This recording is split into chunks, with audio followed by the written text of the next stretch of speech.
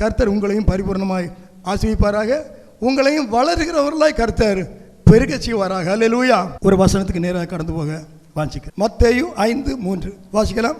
ஆவியில் எளிமை உள்ளவர்கள் பாக்கியவான்கள், பரலோக ராஜ்யம் அவர்களுடையது. ஸ்தோத்திரம்.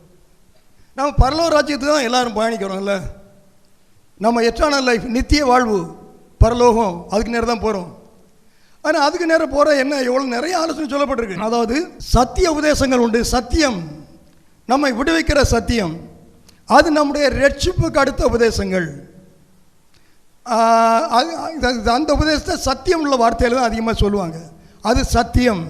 சத்தியம் மாறாது. இயேசுவே தெய்வம், அவருடைய ரத்தம் நம்மை ரட்சிக்கும், அவர் மனுஷனாய் பிறந்தார், இதெல்லாம் சத்தியங்கள். நம்ம பாவத்தை அறிக்கையிடணும், சத்தியம். மன்னிப்பு கேட்கணும், சத்தியம். மனம் திரும்பணும், சத்தியம். அப்போ தான் ரட்சிப்பு கிடைக்கும். காத்திருந்து ஜபிக்கணும், அபிஷேகம் கிடைக்கும். இவையெல்லாம் சத்தியம். இது மாறாது. உபதேசங்கள் அப்படின்னு ஒன்று இருக்குது. உபதேசங்கள் வரும்போது மோசே உபதேசம் கொடுத்துருக்காரு, எல்லாம் கொடுத்துருக்காங்க. அவைகள் சில வேளைகளில் அவை சற்று ஆழமாய் நிதானித்தால் சில மாற்றங்கள் வரும். அது எப்படி? நம்ம ட்ரெஸ் போடணும்ல, எல்லாருமே ட்ரெஸ் போடணும்ல. ஆமாம். நம்ம கன்னியாகுமரியில் நம்ம தென் தமிழகத்தில் உள்ளவங்க நம்ம ட்ரெஸ்ஸை பார்த்தா அது நமக்கு தான் தெரியுமே. குளிர் பிரதேசத்தில் உள்ளவங்களுடைய ட்ரெஸ்ஸை பார்த்தா வித்தியாசமாக இருக்கும். இடங்களுக்கு தக்க சில மாற்றங்கள் ஆடையில் வருது. இதே போல் சில உபதேசங்களில் சில மாறுபாடுகள், மாற்றங்கள், ஏற்ற சூழல் இருக்கலாம். அது அந்தந்த காரியங்களை பார்த்து ஆவியிலே நிதானிக்கப்பட வேண்டியது. ஆகவே அது நமக்கு பிரச்சனை இல்லை. சத்தியங்கள் மாறக்கூடாது. உபதேசங்களை நாம் கவனிக்கணும். சத்தியத்தையும் கவனிக்கணும், நமக்கு கொடுக்கப்பட்ட உபதேசங்களையும் கவனிக்கணும். ரைட். அப்போ இங்கே சொல்லப்பட்டிருக்கு, ஆவியில் எளிமை உள்ளவர்கள் பாக்கியவான்கள். நான் பெற்றுக்கொண்ட சத்தியத்தில் நான் உறுதியாக இருந்து பரலோக ராஜ்யம் சென்றடைய உபதேசங்கள் நமக்கு கொடுக்கப்பட்டிருக்கிறது. சத்தியங்கள் நம்முடைய ஆத்மாவை விடுவிக்கிற காரியம். உபதேசங்கள் நம்முடைய வாழ்க்கையில் நாம் செயல்பட்டு வாழ்ந்து போக வேண்டிய காரியம். அவை ரெண்டே நம்ம சரியாய் பார்த்து கடைபிடித்தால்தான் நாம் பரலோக ராஜ்யத்திற்கு செல்ல முடியுமே தவிர அல்லது இல்லை. ஆகவே இந்த ஆவியில் எளிமை அது நமக்கு வேணும். ஆவியில் எளிமை நமக்கு இருக்கா? ஏன்னா எப்போவுமே ஒரு பெரிய ஆழமான பிரசங்கத்தை, உங்களுக்கு தெரியுமா 2ஆம் வருகையில் என்ன நடக்கும் என்று அப்படின்னு ஒரு பிரசங்கம் எல்லாம் நல்லா கவனிப்பாங்க. அங்கே அவர் அப்படி சொன்னார், இப்படி சொன்னார், இங்கே ஒரு பெரிய பிளவு காணப்படுகிறது, அங்கே ஒரு பெரிய இது, இப்படி சொன்னால் நல்லா கவனிப்பார். நல்ல பிரசங்கம், ரொம்ப விஷயம் சொன்னார், நல்லது. அது நான் நல்லது இல்லைன்னு சொல்லவே இல்லை, அது வேணும்.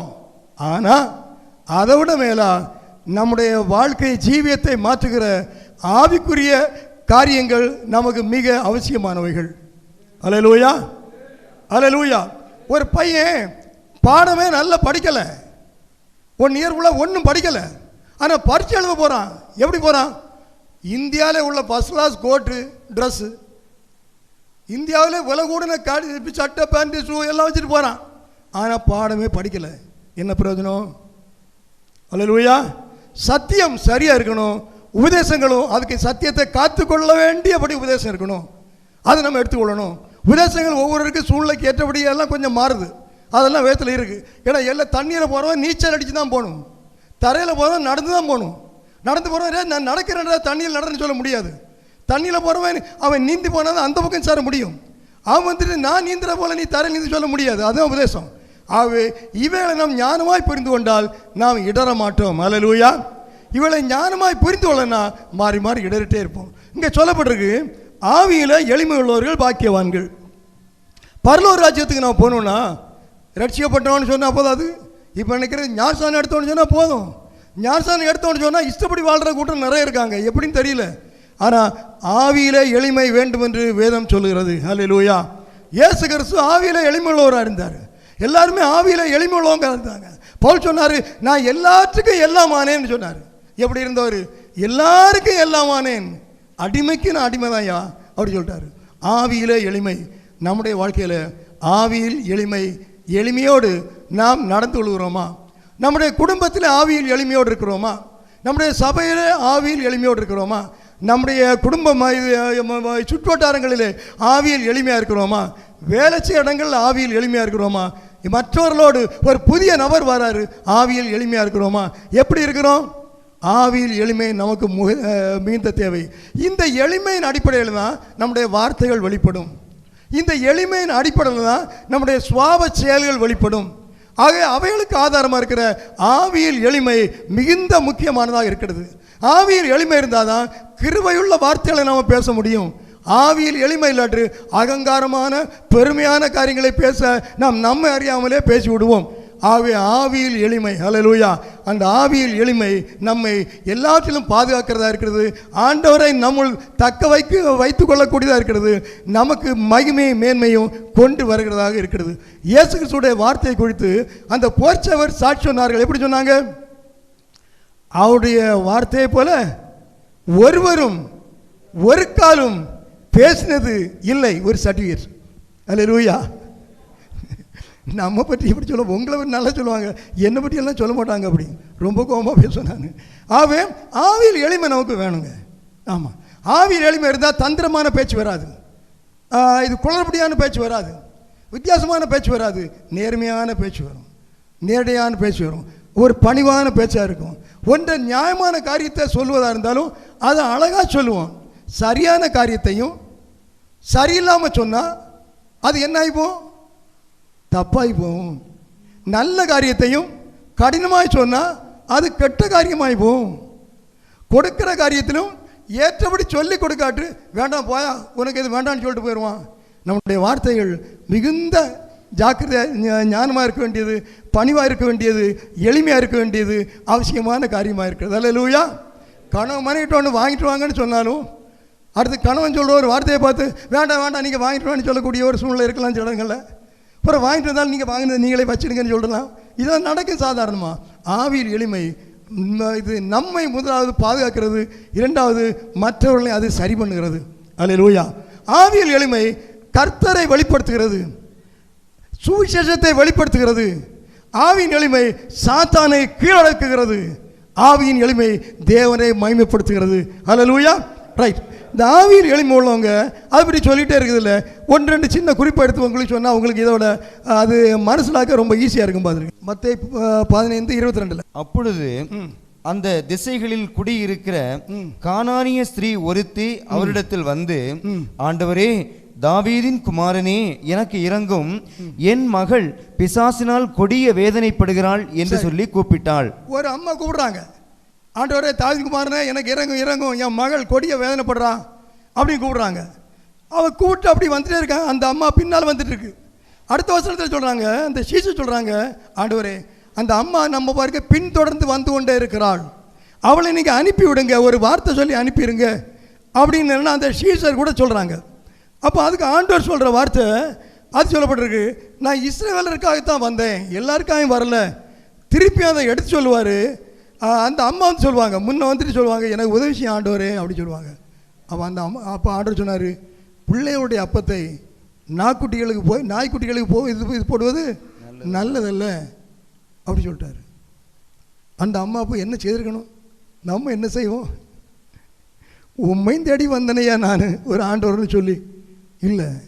பலர் அப்படி போயிருக்காங்க, வேதத்திலையும் போயிருக்காங்க. அந்த அம்மா சொன்னாங்க பாருங்க பதில், 27 வசனம், அதற்கு அவள், மெய்தான் ஆண்டவரே, நீங்கள் சொன்னது உண்மைதான்ப்பா. அல்லேலூயா. அல்லேலூயா. ஆண்டவர் சொன்னது உண்மையா தவறா அது வேற இருக்கட்டு. நீங்கள் சொன்னது உண்மைதான், எங்களை நாய்க்குட்டின்னு சொன்னீங்க, அது உண்மைதான், நாங்கள் நாய் தான். ஆனால் நீங்கள் மேலே இருந்து சாப்பிடுங்கள்ல டேபிளில், அப்போ இந்த சின்ன பிள்ளைகள்லாம் கீழே கொஞ்சம் போட்டுருமில்ல. இப்போ தோசையெல்லாம் எடுத்து சாப்பிட்டா ஏதாவது கொஞ்சம் கீழே விழுந்துடும், அதை நாங்கள் சாப்பிடலாமில்ல, அதை தாங்க ஆண்டவரே. அல்லேலூயா. அல்லேலூயா. அல்லேலூயா. அல்லேலூயா. ஆவியில் எளிமை உள்ளவர்கள் பாக்கியவான்கள். இது எதுக்காக எழுதப்பட்டிருக்கு? சும்மா கதையா? நீங்களும் நானும் இப்படிப்பட்டவர்களாக இருக்க வேண்டும் என்று தான் இது எழுதப்பட்டிருக்கிறது. அல்லேலூயா. அங்கே வசனம் எங்கள் உதயத்துக்கு சாட்சி வருது, அவ்வளோதான். அப்போ இதனால் நான் ரொம்ப பேசலை. இதனால் நடந்த காரியம் என்ன? அந்த அடுத்த ஆண்டவர் சொல்கிறார் பாருங்க. ஆமாம், மற்ற இது 28வது வசனத்தில், இயேசு அவளுக்கு பிரதிரமாக, ஸ்திரீயே, உன் விசுவாசம் பெரிது, நீ விரும்புகிறபடி உனக்கு ஆக்கிடுவது. நீ விரும்புகிறபடி உனக்கு ஆக்கிடுவது. அவ கேட்டது எனக்கு மகளுக்கு சோமில்லைன்னு. ஆண்டவர் என்ன சொன்னார்? நீ விரும்புகிறபடி உனக்கு ஆக்கிடுவது. அல்லேலூயா, அல்லேலூயா. நம்ம நிறைய விரும்புகிற காரியம் எங்கே வரல? நிறைய விரும்புகிற காரியம் ஏன் வரல? நீ விரும்புகிறபடி உனக்கு ஆகிடுவது. ஒரு நாள் இதே சப்ஜெக்டை நான் நாரில் ஒரு இடத்துல டீ சாப்பிட்டு இருக்கும்போது இன்னொரு அவர் வித்தியாசமானவர், ஏன்னா பழைய நண்பர் வந்துட்டு என்கிட்ட கேட்டார். பேசிகிட்டு இருப்போம், பல காரில் பேசுவோம்ல. ஏன்னா உங்கள் ஆண்டவர் இப்படி தானே சொல்லியிருக்கிறார், இப்படி சொல்லிட்டார், ஒரு அம்மாவை துரத்திட்டார்ல, அப்படி கேவலமாக பேசிட்டார்ல அப்படின்னு சொன்னார். இப்படி அந்த இதை அவர் கேட்பாருன்னு தெரியாது. நான் சொன்னேன், எனக்கு திடீர்னு சில சமயம் ஆவியான சில ஆலோசனை தருவார். அவர் ஏன் அப்படி சொன்னார் தெரியுமா? ஆண்டவர் அவளை அதிகமாக நேசித்தார், அதனால சொன்னார் சொன்னேன். அது எப்படி சொல்கிறீங்க? அப்படி எழுதலையே? எழுதலை. அவர் என்ன பதில் சொன்னார் தெரியுமா? நீ விரும்புகிறபடி உனக்கு ஆகணும்னு சொன்னார்ல. இந்த வார்த்தைக்கு வரணும்னா ஆண்டவர் சொன்ன வார்த்தை அவள் சகிக்கணும். அவளை சகிக்க வச்சு இந்த வார்த்தை ஆசீர்வாதத்தை கொடுத்தாரு அப்படின்னு அந்த ஆள்கிட்ட சொன்னேன். அந்த உலகத்தை நான் உங்களுக்கு சொல்லலை. அப்போ சிலர் இதை வித்தியாசமாக மனசிலாக்குறாங்க. அதில் நிறைய யோசனை, நிறைய காரியம் இருக்குது. அவர் எப்படி எதுக்கு சொன்னாருன்னு பார்க்க வேண்டிய நம்முடைய காரியம் இல்லை, நாம் எப்படி பேச வேண்டும் என்பது தான் நம்முடைய காரியம். அல்லேலூயா. ஆண்டவர் எப்படி பேசினார் என்பதல்ல நமக்கு. நான் என் நிலைமைக்கு என்ன பேசணும் அதுதாங்க. அந்த அம்மா அழகாக சொன்னாங்க. எவ்வளோ அழகாக சொல்லியிருக்க பாருங்க. இவ்வளோ ஞானமுள்ள பொம்பளை இருந்திருக்காங்களே. நீ விரும்புகிறபடியே உனக்கு ஆக்கிடுவது. இதே விஷயம் மார்க்கில் இருக்கும். மார்க் 7வது அதிகாரத்தில் இருக்கும். அதில் மார்க் 7 சொல்லுவார், 29:7-29. அப்பொழுது அவர், நீ சொன்ன அந்த வார்த்தை நிமித்தம் போகலாம், பிசாசு உன் மகளை விட்டு நீங்கிட்டு. நீ சொன்ன வார்த்தை அல்ல, நீ சொன்ன அந்த வார்த்தை, குறிப்பிட்ட வார்த்தை, ஆமாம், அது நிமித்தம் போகலாம், பிசாசு போயிட்டு. நிறைய பிசாசு நம்மள்ட்ட போக மாட்டேங்கிறது. போக மாட்டேன் இருக்குன்னா காரணம் என்ன தெரியல. அவளுக்கு வார்த்தை சரியா இருந்து அவள் வீட்டில் உள்ள பிசாசு போயிட்டு, பிள்ளைகிட்ட இருந்த பிசாசு போயிட்டு. சில பிசாசுகள் போகலைன்னா வார்த்தைகள் எங்கோ சரியில்லை இருக்கலாம் இல்லையா?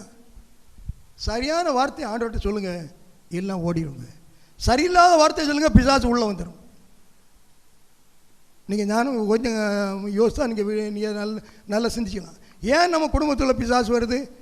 ஒரு அந்த வார்த்தை இல்லை, கர்த்தர் விரும்புகிற வார்த்தை இல்லை. கர்த்தர் ஏன் வரல? கர்த்தர் விரும்புகிற வார்த்தை இல்லை. பிசாசு ஏன் வரான்? பிசாசு விரும்புகிற வார்த்தை இருக்கு.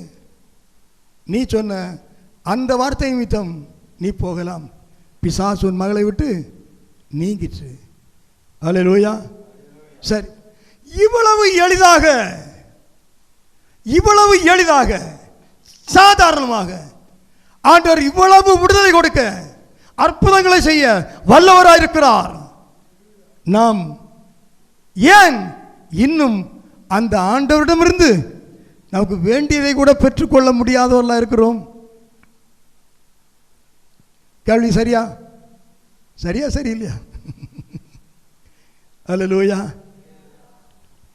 கர்த்தர் நம்மோடு பேசுவாராக, ஆவியானவர் நம்மோடு இடைபடுவாராக. நிறைய கருத்தை சொல்லுதுனால இல்லை, கருத்தும் தெரியாது எனக்கு. ஆவியானவர் தான் கிரியை செய்கிறவங்க. உங்கள் உள்ளங்களில் ஆவியானவருக்கு இடம் கொடுங்க. பாருங்கள் எவ்வளோ சாதாரணமாக அவங்க பெற்றுட்டு போகிறாங்க. சாதாரணமாக நம்ம இவ்வளோ பாச்சிங் போடுறோம், அது போடுறோம், 7 நாள் 3 நாள் நடக்கலையே. ஒன்று செய்யலைன்னு சொல்லலை, ஆனால் நம்முடைய இதயத்தின் ஆழங்களில் அது இதுன்னு இருக்கு பாருங்க. என்று ஆண்டவரே, இது என்னைக்கு, இது எப்படி, என்று செய்வீர், என்று தருவீர், எப்படி முடியும்? கேள்வி கேள்வி கேள்வி. ஆனால் இந்த அம்மாவுக்கு உடனே பதில் பதில் பதில். கேள்விகளாய் நீள்கிற காலங்கள் முடியட்டும், கர்த்தருடைய பதில் நம்முடைய செவிகளில் வெளிப்படட்டும். அல்லேலூயா. அடுத்து இந்த அம்மா அப்படி சரி, அது சிறுவனிக்கு அம்மா ஒரு யூத ஸ்திரீ இல்லை, 100 எல்லாம் நம்ம தெரிஞ்ச கதையை தான் சொல்கிறேன், தெரிஞ்ச சம்பவங்கள் தான், அதில் உள்ள குறிப்புகள் தான் சொல்கிறேன். அவர் எங்கே ஆண்டவருடைய பிரசங்கத்தை கேட்டுட்டு இருந்தார்? கேட்கலன்னு நான் சொல்லலை. ஏன்னா அவர் ஒரு ரோம உத்தியோகஸ்தன், அவருக்கு வேலை உண்டு, உத்தியோகம் உண்டு. பார்த்தா ஒழுங்காக வேலை பார்க்குற மாதிரி தெரியுது, அங்கே சுற்றிட்டு இருக்க மாட்டார். அவர் இப்படி வேலைக்கான சூழ்நிலையெல்லாம் சொல்லியாச்சு. அப்போ அந்த வேலைக்காரங்க அந்த 120 எவ்வளோ அழகாக பேசுகிறார் பார்த்தீங்களா. நான் சுகாக்கப்பா, நான் வரேன். அண்டாள் சொல்கிறாரு, ஆண்டவரே வர வேண்டாம், நீர் வரணும்னு என்ன அவசியம் இருக்குது? நீங்கள் வரீங்க, உங்களே தொந்தரப்படுத்திட்டு நீங்கள் வரண்டாம். அதுக்கு அடுத்து என்ன சொல்கிறான் தெரியுமா? வேறு காரணம் சொல்லலை, நம்மனா வேறு காரணம். அவன் டிபார்ட்மெண்டல் வைஸ் சொல்கிறான். அவனுக்கு உத்தியோக தகுதியில், அறிவில், ஸ்தானத்தில் வச்சு அவன் சொல்கிறான், நீங்கள் எதுக்கு வரீங்க? நீங்கள் எவ்வளோ பெரிய ஆளு, நீங்கள் தெய்வம், நான் பாவம். நான் எத்தனையோ அதிகாரத்துக்கு கீழப்பட்டிருக்கேன். 10,000க்கு அதிபதி, 1000க்கு அதிபதி, 500க்கு அதிபதி, 200க்கு அதிபதி. கீழே நான் கீழே நான் சொன்னாலே ஒரு வேலைக்காரன் போகிறான். நான் செய்யணும்னு சொன்னால் செய்கிறான், சத்தம் இல்லாமல் செய்வான் எதை சொன்னாலும். இப்படி இருக்க அதுக்கு அவன் 2 விளக்கம் சொல்ல, அதை சொல்லி முடிச்சுட்டான். நான் போன்னு சொன்னால் போவான், வான்னு சொன்னால் வான்னு சொன்னால் வருவான், அவ்வளோதான். அப்போ கர்த்தர் எல்லாம் புரிஞ்சுக்கிடுவார். ஞானம் குறைந்த வார்த்தைகளில் பேசுகிறான். ஆண்டவர் என்ன சொன்னார் தெரியுமா? இஸ்ரவேலருக்குள்ள கூட சில சமயங்களில் சில இடங்கள் நான் பார்த்துருக்கோம். நம்ம சபைகளுக்குள்ள காணப்படுகிற ஒரு சாட்சி கூட அதை விட மேலான ஒரு சாட்சியை ஒரு புறஜாதியிட்ட பார்த்துருவோம். நீங்கள் பார்த்துருக்கீங்களா? நான் பார்த்துருக்கேன். விசுவாசி என்ற கூட்டத்தில் காணப்படுகிற சாட்சியை விட மேலான சாட்சியை சாதாரண இடங்களிலே புறஜாதிகள் மத்தியிலே நான் பார்த்துருக்கிறேன். உங்களை குறைச்சி சொல்கிறேன்னு நினைக்காதுங்க. இப்போ இந்த 100க்கு அதிபதி எப்படி ஒரு மேம்படுத்த, அது மாதிரி தான் சொல்கிறேன். நிறைய இடங்கள் இருக்கு. நாம் இப்போ அதை விட மேலாக இருக்கணும், அதான் சொல்லுவார். அதை விட மேலாக இருக்கணும். அப்போ 100க்கு அதிபதி வார்த்தை ஒரு அதிகாரியாக இருந்தால் எவ்வளோ அழகாக பேசுகிறான் பார்த்தீங்களா. அவரை தாவீது ஒருக்கா சொல்லுவார், அபிகாயில்கிட்ட நினைக்கிறேன், நீ இந்த வார்த்தை எனக்கு சொல்லலைன்னா கொஞ்ச நேரத்துக்குள்ள நீயும் காலி, புருஷனும் காலி, உன் ஆடுமா எல்லாமே காலி காலி காலி. இந்த வார்த்தையை உன் வார்த்தை நிமித்தம் நான் திரும்பி போகிறேன் அப்படி சொல்லுவார். அல்லேலூயா. அந்த ஸ்ரீனுடைய ஒரு வார்த்தை, பெண்ணினுடைய வார்த்தை பல கொலைகளை நிறுத்தியது, பல மரணத்தை நிறுத்தியது. சில பெண்களுடைய வார்த்தை பல மரணங்களை உருவாக்கிவிடும். ஜாக்கிரதை. வார்த்தை முக்கியம்னா இப்படியும் செய்யும் அப்படியும் செய்யும். அதான் ஆண்டோடைய வார்த்தை கிருபையுள்ள வார்த்தை. நம்ம வார்த்தை கிருபையா இருக்கா? என் வார்த்தையினால யாராவது காயப்படுறாங்களா? ஒரு குத்தணும்னு நான் பேசுறேன்னா வசதியாக கிடைச்சான், ஒரு போட்டேன் சொல்கிறேம்மா, நீங்கள் சொல்ல மாட்டீங்க தெரியும். ஆட்கள் சொல்லுவாங்க, நிறைய சொல்கிறாங்க. என்னைக்குன்னு பார்த்துட்டு இருந்தேன், வசதியாக கிடைச்சான், தீட்டி தள்ளிட்டேன் அப்படி சொல்லுவாங்க. நீங்கள் இல்லை, வெளியே நான் கேட்டிருக்கேன். உங்களை சொல்ல நினச்சிடாதுங்க. நமக்கு அதெல்லாம் வேண்டாம், நம்மளால செய்ய மாட்டேன், எனக்கு கூட தெரியும். ஆனாலும் இன்னும் மெருகூட்ட கர்த்தர் கிருபை தருவாராக. மெருகூட்டன்னு அர்த்தம் என்ன தெரியுதா? மெருகூட்ட தெரியுதா உங்களே? தெரியலையா? இன்னும் அழகா பேச, திருத்தமா பேச, ஆவிக்கேற்றபடி பேச, எல்லோருடைய இருதயங்களை அப்படி ஈர்க்கும்படி பேச, சாத்தான் ஓடும்படி பேச, ஆவியானவர் இறங்கும்படி பேச கர்த்தர் கிருபை தருவாராக. அல்லேலூயா, அல்லேலூயா. அடுத்து பாருங்க, இந்த எளிமை, ஆவியில் எளிமை. இது இருதயத்தில் நம்முடைய ஆவி எளிமையாக இருக்கணும் பாருங்க. இதுக்கு நேர ஆப்போசிட் என்னன்னா, ஆவியில் கடினம், இருதய கடினம், கடின இருதயம்.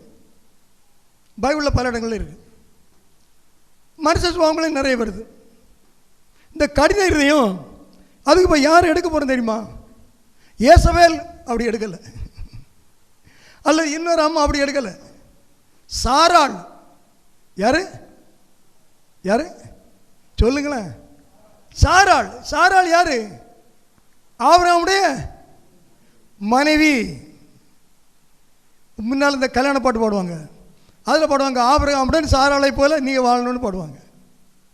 ஆமாம், சாராள் தானே மாதிரி நமக்கு. ஆபிரகாம் எப்படி, அப்படி அடுத்து சாராள். இந்த சாராள் அம்மா இருதயம் எப்படி, அவங்களுடைய ஆவி எப்படி? சாராள் வந்து பார்த்தா நம்ம ஒரு விசுவாசிகளுக்கு மேலே மேலே மேலே இருக்கட்டும், அவன் நம்ம போலன்னு வச்சுங்களேன், நம்மோட மேலே. அந்த சாராள் அந்த அம்மாவுடைய சரித்திரத்தை பார்த்தா கொஞ்சம் லேடிஸ் கொஞ்சம் போதும் அவசரப்படுவாங்க. இதில் கொஞ்சம் அவசரம், சில விஷயங்களை தாமதப்படுத்துவாங்க. அவங்க அம்மா வீட்டு காரியங்கள்லாம் அவசரப்படுத்துவாங்க. புருஷ அம்மா வீட்டு காரியங்கள்னா கொஞ்சம் சுலவாகும். பொதுவாக சொல்கிறேன், உங்களை சொல்ல ஜெனரலாக சொல்கிறேன். இன்னும் சில காரியங்கள் அவசரப்படுவாங்க. பர்ச்சேசிங் போகணுன்னு அவசரப்படுவாங்க. ஒரு சர்ச்சைக்கு போகணுன்னு சொன்ன இன்னொன்னா கொஞ்சம் என்ன ஸ்லோ பண்ணுவாங்க. இது இயல்பு தான். இந்த அம்மா கொஞ்சம் அவசரப்பட்டாங்க. ஆண்டவர் சொன்னார், காத்திருங்க, நான் உங்களுக்கு குழந்தை தருவேன். கர்த்தர் சொன்னது தாங்க. இயேசு கிறிஸ்து நேற்றும் இன்றும் என்றும் மாறாது. இந்த வார்த்தை சாதாரணமாக சொல்லிடுறோம். இது எவ்வளவு பாடம் நமக்கு படித்து தெரியுமா? இது எவ்வளவு கருத்தாளங்களை உள்ள வச்சிருக்கணும் நம்ம யோசிச்சு பார்க்குறோமா? பார்க்க மாட்டோம். இயேசு கிறிஸ்து அவர் மாறாள்னு சொல்லி விட்டுருவோம். சத்தியங்கள் நம்ம இருதயத்துக்குள்ளே போகாமல் சாத்தான் தடுத்துட்டே இருப்பான், அப்படி பாஸ் பண்ணி விட்டே இருப்பான். இயேசு கிறிஸ்து நேற்றும் இன்றும் என்றும் மாறாதவராக இருக்கிறார். அல்லேலூயா. அமர்ந்து வீட்டில் 3 நாள் லீவ் போட்டு சிந்திக்கணும், அப்போ தான் தெரியுது. அல்லேலூயா. இது இதன் தாக்கம் எங்கெல்லாம் சென்று நம்மை உயர்த்துகிறது என்பதை நாம் அறிந்து கொள்ள வேண்டும். இன்றைக்கு மாறாத தேவன், இன்றைக்கு மாறல, என்றைக்கு மாற மாட்டார். நாளைக்கு நான் அவரை நம்பலாங்க. ஆமாம், சோதரம். இந்த அம்மா சொல்கிறாங்க, நீங்கள் ஒரு என்ன இது ஷார்ட்கட். நம்ம என்ன இவ்வளோ காத்துட்டு இருந்து எல்லாம் சரிதானே.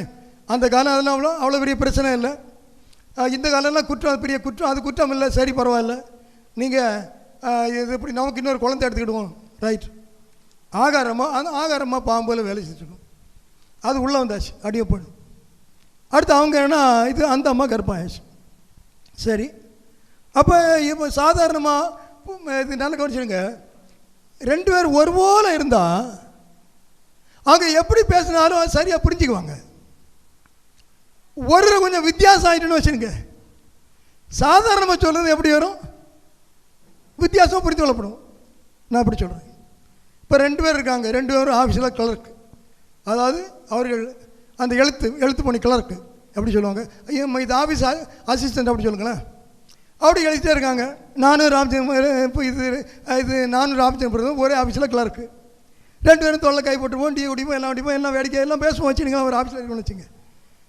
அவருக்கு அடுத்து ஆஃபீஸ் சூப்பரண்ட் ப்ரமோஷன் வந்துச்சு.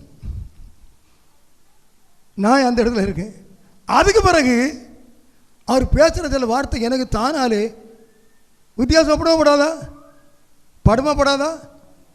அவர் மேலே மேலே போயிட்டேன்னு சொல்லிட்டு ஒரு மாதிரி பேசுகிறாரு அப்படின்லாம் நினைப்போம். பார்த்தீங்களா? இதுபோல் இந்த அம்மாவும் கொஞ்சம் வித்தியாசம்தான். ஆகார் சாராளுக்கு என்ன அற்பமா என்றா, அதுக்கு நம்ம என்ன செய்கிறது? நீ தான் நம்ம சொன்ன அந்த யோசனை எல்லாம் லேடிஸ் இருக்காது. அப்போ ஆபிரகாம்கிட்ட வந்தாச்சு. அவர் பாவம், அவர்கிட்ட வந்து நீர் என்ன இப்போ நீர் நியாயம் தீரும், எனக்கு இவா இப்படி என்ன அற்பமான்றா, நீர் எனக்கு நியாயம் தீரும் அப்படி சொல்லுவான். அப்போ அவர் வந்து ஏம்மா நீ தானே சொன்னான்னு சொல்லவே இல்லை. அவர் சொன்னார், நீ அவன் ஓட்டானமாக இருக்கா, உன் கையில் இருக்கா, நீ என்ன வேணாலும் செய்யலாம், சாப்பாடு கொடுத்தா கூட, இல்லைன்னா சாப்பாடு கொடுக்க வேண்டாம், என்ன வேணாலும் செய்துக்க அப்படின்னு சொன்ன உடனே இந்த அம்மா என்ன பண்ணாங்க தெரியுமா? அவளை கடினமாய் நடத்தினாள். அப்படி தானே இருக்கு? ஆமாம், கடினமாய்